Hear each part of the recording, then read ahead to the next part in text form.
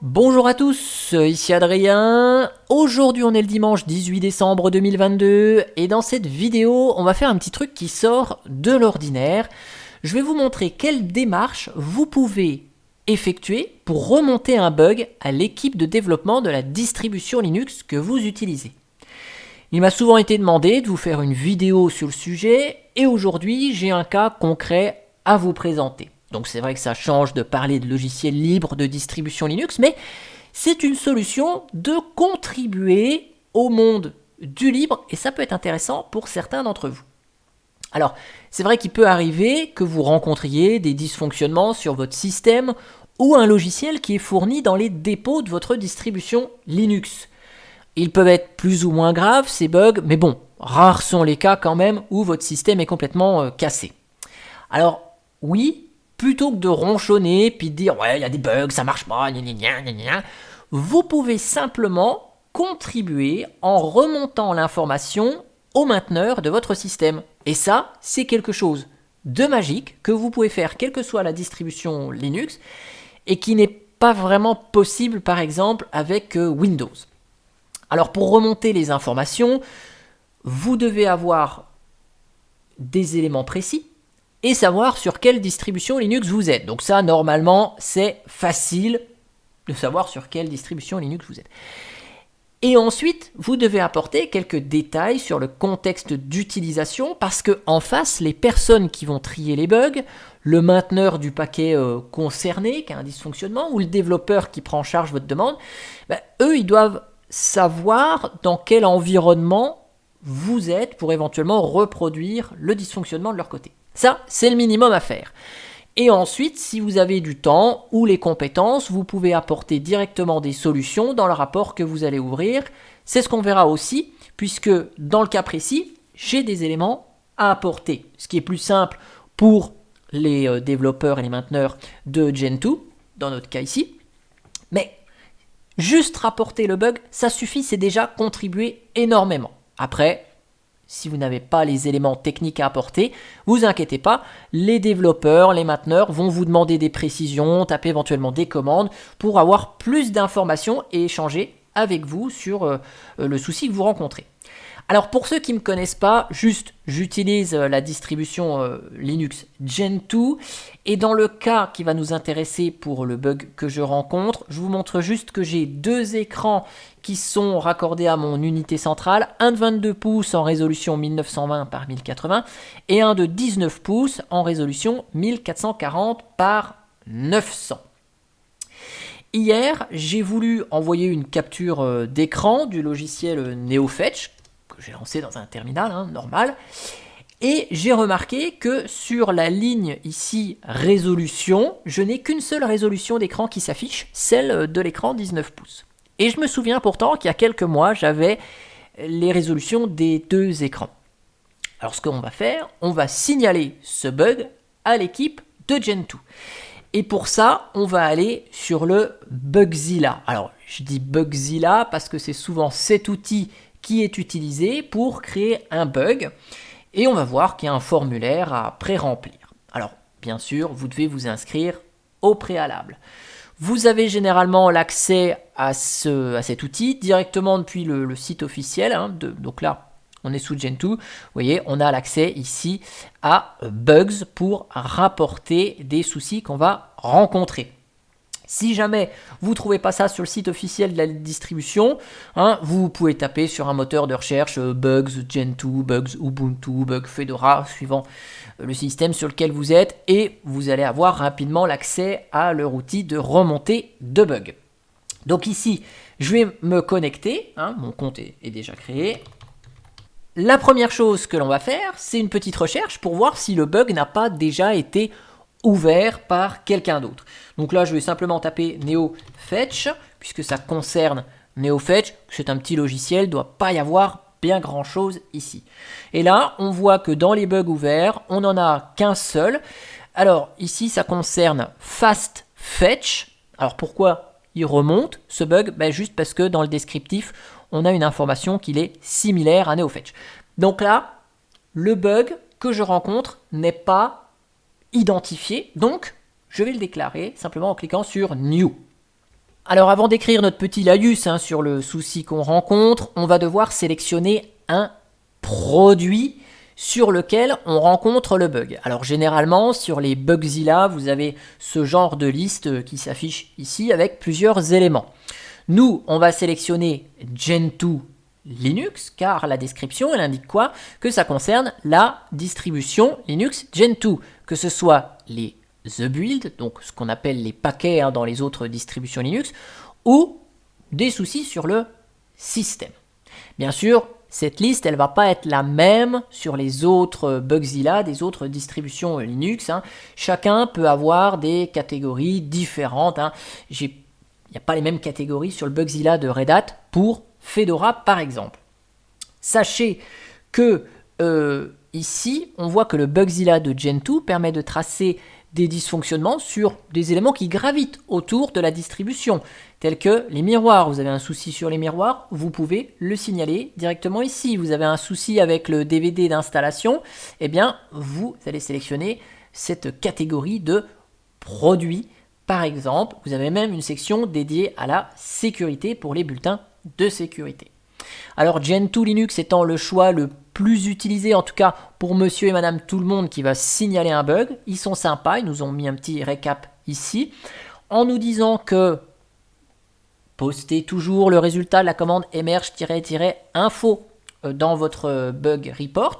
Ça c'est vraiment important puisque ça donne pas mal d'informations sur son système. Ils nous disent aussi que avant d'ouvrir un bug, merci de vérifier que le problème n'est pas dû à un problème de configuration du logiciel ou de votre part. Donc éventuellement supprimer la configuration, repartir sur une configuration par défaut et voir s'il y a toujours le souci.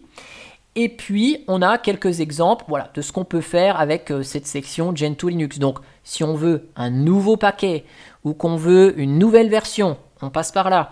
Si on a des erreurs au moment de la compilation, eh bien, on passe par là aussi. Si notre application, elle crache, on passe par là aussi. Et si vous avez des problèmes généraux, on passe par là aussi. Mais ils nous disent, ne passez pas par là. Si vous avez besoin de remonter des informations sur des mises à jour de sécurité, là, il faut utiliser ça. S'il y a un problème de doc, on utilise ça. S'il y a ça, ok. Donc là, nous, ça concerne Gentoo, donc on y va. Alors bien sûr, vous avez remarqué depuis le début, tout est écrit en anglais et nous aussi, nous allons nous exprimer en anglais. Alors si vous n'êtes pas à l'aise avec l'anglais, vous pouvez utiliser un traducteur. Faites des phrases courtes, simples, allez à l'essentiel, dites pas bonjour, ça va, ça. Bon, on va à l'essentiel. Et pourquoi on écrit en anglais? Parce que l'anglais, c'est la langue internationale et ceux qui vont gérer votre bug, ils peuvent être français, certes, mais ils peuvent être américains, brésiliens, chinois, japonais, indiens, russes ou finlandais, que sais-je. Donc on s'exprime dans la langue internationale. Ici, donc, on a le formulaire qu'on va devoir remplir. Alors bien sûr, vous pouvez ici faire une petite recherche sur votre logiciel, voir s'il n'y a pas des bugs récents par rapport à donc nous, NeoFetch, qui nous concerne. Donc là, vous voyez, bon, il y a des trucs qui ne nous concernent pas. Là, il y avait un problème de processeur qui n'était pas affiché quand on a une Gentoo sur une architecture ARM64. Donc là, on n'a pas notre problème de résolution d'écran. Donc, étape 2 sur 3, on va donner des informations. Donc là, ici, on est sur le produit Gentoo Linux. Notre problème, il concerne quoi? Est-ce que ça concerne un paquet qui est actuellement présent dans le système? Est-ce que ça concerne les E-classes? Donc là, c'est un petit peu plus technique. Est-ce que ça concerne Harden? Est-ce que ça concerne keywording, des nouveaux paquets? Est-ce que là, c'est si vous voulez un nouveau paquet? Est-ce que ça concerne des overlays? Est-ce que ça concerne des profils, SE Linux, etc. Donc nous, ça concerne un paquet qui est actuellement disponible. Donc je sélectionne Current Packages. Ici, hardware. Donc vous voyez, est-ce que ça concerne tout type de matériel ou est-ce que ça concerne qu'une architecture particulière? Donc là, vous laissez par défaut All si vous ne savez pas. Pareil, Operating System, là, vous laissez. URL, là, c'est éventuellement pour mettre un lien qui peut démontrer que vous avez un souci. Et là c'est important, Summary. Summary, c'est un résumé. Donc, vous devez faire un résumé de votre problème. Et là, vous avez, ils sont sympas chez Gentoo, ils nous mettent mauvais exemple, mail crashed. Bah oui, parce que quand le bug va arriver, mail crashed, on ne sait pas ce que c'est. Par contre, ici, ils nous mettent un exemple sur un problème avec le logiciel Evolution. Ils nous mettent bien donc le nom du paquet tel qu'il est connu chez Gentoo avec la version, 2 points et une petite description rapide du problème. Donc nous, ça concerne NeoFetch. Donc NeoFetch s'identifie avec appmisc-neofetch. Donc on va faire pareil. Là, on respecte la syntaxe, c'est ce qui va permettre que votre bug va être traité plus rapidement, c'est pas le bin, s'il est bien identifié. Donc là, ça, c'est pas compliqué. Donc ça concerne ici neofetch-7.1.0-R1. Voilà. Point. Et je mets un descriptif rapide. Résolution, not show, if more than one screen. Ok. Donc ici, on met une petite... si c'est pas correct, ce sera repris. Hein. La résolution ne montre pas s'il y a plus d'un écran. Ok. Donc là, dans la description, on va ici être un petit peu plus détaillé. Donc vous voyez, mauvais exemple. Mozilla crashed. Ok. Là, on explique quel est le problème. On my system, I have 2 screens. Hop, voilà, 2 écrans. Et on va préciser que la résolution line on neofetch show 2 points.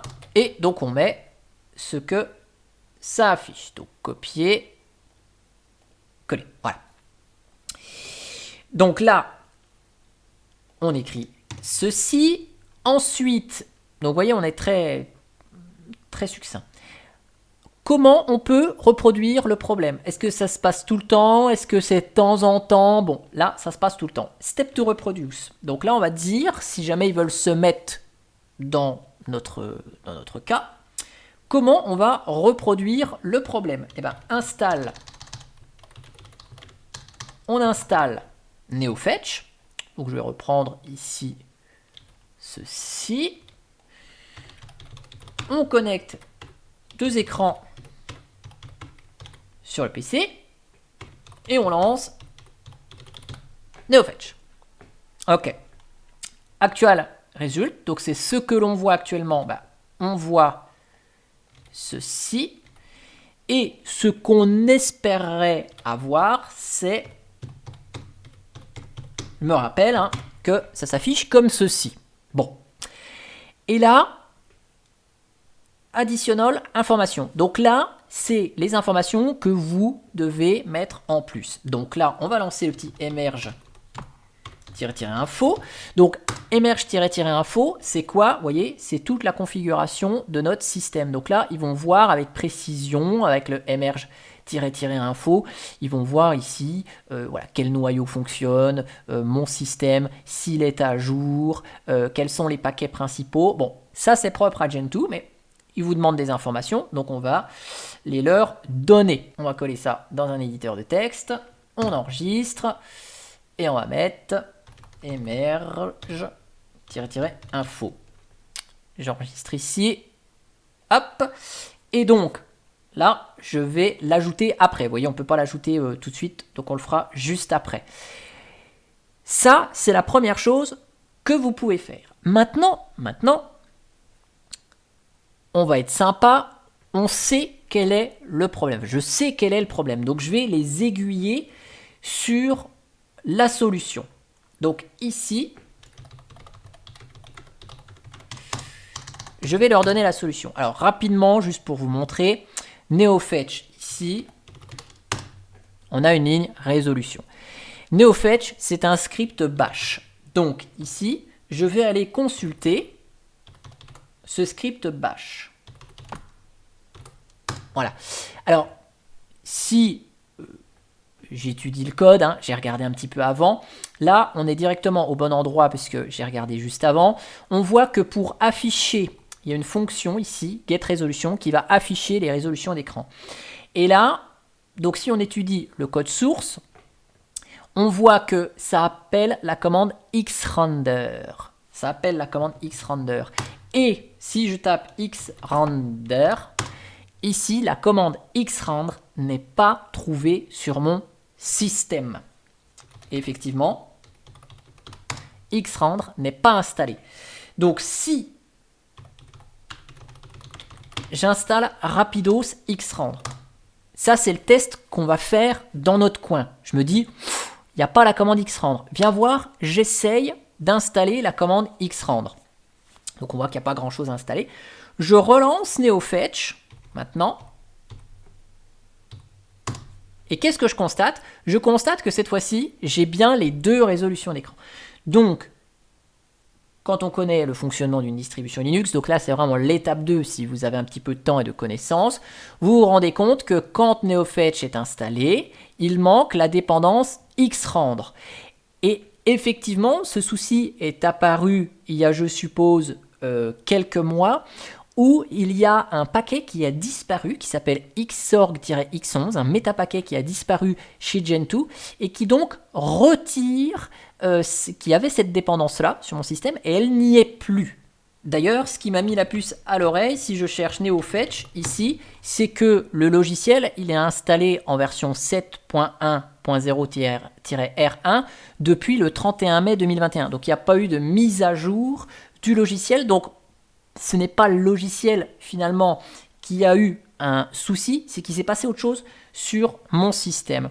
Et là, si on va juste jeter un petit coup d'œil sur le site des packages et que je vous cherche NeoFetch, là, hop, qu'on va donc sur la recette ici, on voit qu'il n'y a aucunement un endroit qui indique qu'il faut aller récupérer ce paquet xrender quand on est en présence d'une interface graphique. La section qu'on devrait avoir, c'est un truc de ce style-là. Je vous montre avec ce paquet, il doit y avoir ça là. Voilà, rdepend. Ce paquet, il a besoin de ça pour fonctionner et il ne lui faut pas ça. Donc voilà, il manque ce genre d'informations. Donc ce qui va se passer, c'est que probablement, pour fixer ce bug, il va y avoir une modification du paquet NeoFetch qui va arriver en version 7.1.0-R2 qui va ajouter cette condition, qui va aller installer sur les systèmes xrender s'il manque alors qu'on est en présence d'une interface graphique. Donc moi j'ajoute juste comme information additionnelle qu'il va être nécessaire d'ajouter ceci comme dépendance, et si et uniquement si on a le useFlagX. Donc là c'est quelque chose de particulier à Gentoo. Ça veut dire que vous pouvez installer NeoFetch sur une Gentoo qui n'a pas d'interface graphique, et donc là le X est désactivé, et donc il ne vous installera pas les bibliothèques graphiques, et donc vous aurez un NeoFetch un peu plus simplifié. Donc vous n'aurez pas la détection de l'environnement de bureau, du gestionnaire de fenêtres, du thème, etc. Puisqu'il n'y en a pas l'intérêt quand vous n'avez pas d'interface graphique. Donc solution is add ça if x use enabled. Voilà. Donc on leur met juste ça. Je vais envoyer le rapport. Sévérité, vous laissez en normal. Donc là, le rapport, il est fait avec donc mon petit descriptif ici. Donc là, ça se met en statut non confirmé. Ça veut dire que si vous constatez un bug et qu'un bug est déjà ouvert, vous pouvez éditer le bug et dire « Ah attends, il y a un gars là, il s'était pas constaté, bah attends, moi je veux rajouter que je l'ai aussi mon problème. » Là, je vais ajouter une pièce jointe. Alors, pour ajouter une pièce jointe, add an attachment, ici. Et donc, je vais ajouter, même si, à mon avis, ça leur sert pas trop, le emerge info. Voilà, emerge, info. Voilà. J'ajoute ceci. Hop, comme ça, ma pièce jointe, elle se met ici. Ils ont tous les éléments. Et puis, je vais m'ajouter ici dans la liste des utilisateurs à contacter. Comme ça, lorsqu'il va y avoir une mise à jour du bug, je vais recevoir automatiquement un mail qui va m'informer sur l'avancée de mon bug. Donc là, je vous mettrai le lien dans le descriptif de la vidéo pour que vous ayez une information voir le suivi, comment ça se passe après l'enregistrement de la vidéo. Hein. Si on va chez Bugzilla Red Hat, je vous montre rapidos, hein, hop, à quoi ressemble le Bugzilla de Red Hat. Donc vous voyez, ça ressemble à peu près à la même chose. Vous déclarez un bug ici, après vous êtes enregistré, évidemment. Et donc le Bugzilla Red Hat, vous voyez ici, il va concerner soit Red Hat, soit Fedora. Donc si vous avez un souci, par exemple avec la distribution Fedora, vous déclarez un bug sur le Bugzilla de Red Hat en choisissant le produit Fedora. Donc là, c'est comme on a vu tout à l'heure avec Gentoo. Et vous voyez, une fois que vous avez choisi le produit Fedora, là, vous avez des sous-produits pour savoir si ça correspond votre souci à Fedora ou au dépôt EPEL ou au module, etc., ou à la documentation. Donc, vous voyez, pour Fedora, hop, on a Fedora, et après on retrouve le même genre de truc avec un composant à sélectionner. Donc là, si on a par exemple le souci avec NeoFetch, eux ils nous proposent une liste des paquets. Voilà, la version de Fedora qui est où vous avez le souci par exemple. Et là, vous voyez, le description il est déjà pré-rempli. Donc là, vous mettez votre problème. Donc là, vous avez déjà un travail qui est pré-mâché chez Red Hat et vous avez juste à remplir le squelette qui vous est déjà proposé. Voilà, je voulais vous montrer le Bugzilla de Red Hat à titre d'information, que vous puissiez comparer et voir que finalement, tout se ressemble à peu près. Voilà, donc moi j'ai remonté des bugs à titre personnel pour Fedora et Gentoo, à titre professionnel chez Red Hat, pour les produits Red Hat. Après, ça doit fonctionner à peu près de la même manière chez Debian, chez Ubuntu. Je ne suis pas allé voir dans les détails, mais voilà globalement le processus à effectuer pour remonter un bug à dysfonctionnement si vous en avez sur votre distribution Linux. En tout cas, j'espère que cette vidéo vous aura plu. Elle sort un petit peu de l'ordinaire, mais j'avais envie de vous présenter ça. Et moi, je vous dis à bientôt pour une prochaine vidéo. Allez, ciao, ciao, bye bye.